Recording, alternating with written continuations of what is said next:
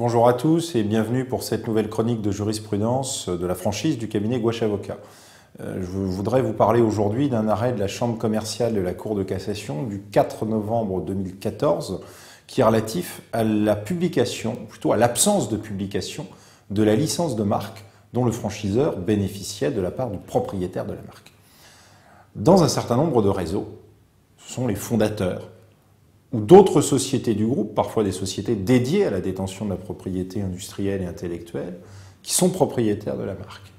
Dans ce cas-là, le franchiseur n'a pas lui-même un droit de propriété sur la marque. Il peut alors l'utiliser dans le cadre d'une licence de marque que lui confère le propriétaire, avec la faculté pour lui de sous-licencier les droits sur la marque au franchisé. En l'espèce, un franchisé se plaignait de l'absence de publication de la licence de marque.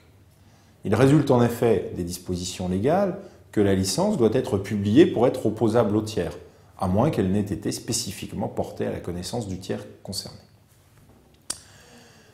Ici, le franchisé plaidait que le contrat était nul pour défaut de cause du fait de l'absence de publication de la licence de marque.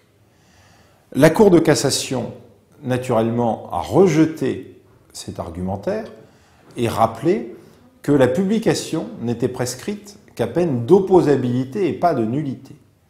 Donc dans l'hypothèse où le franchiseur ne serait pas propriétaire de la marque, simplement bénéficierait d'une licence de celle-ci, et la concéderait à son tour au franchisé et que cette licence n'aurait pas été publiée, bien le contrat de franchise n'est pas pour autant affecté dans sa validité. Donc, voilà ce qu'il y a lieu de retenir de cette solution, qui est une solution classique, qui confortera évidemment les franchiseurs dans cette position. Néanmoins, le conseil est, dans cette situation, naturellement, de faire publier les droits du franchiseur sur la marque, de manière à les rendre opposables à tous, ce qui éviterait ce genre de débat, et ce qui permettrait aussi et surtout aux franchiseurs d'agir en contrefaçon sur le fondement de ces droits sur la marque, sans qu'une exception d'irrecevabilité ne lui soit opposée par le contrefacteur. Merci de votre attention et à bientôt pour une nouvelle chronique de jurisprudence du droit de la franchise.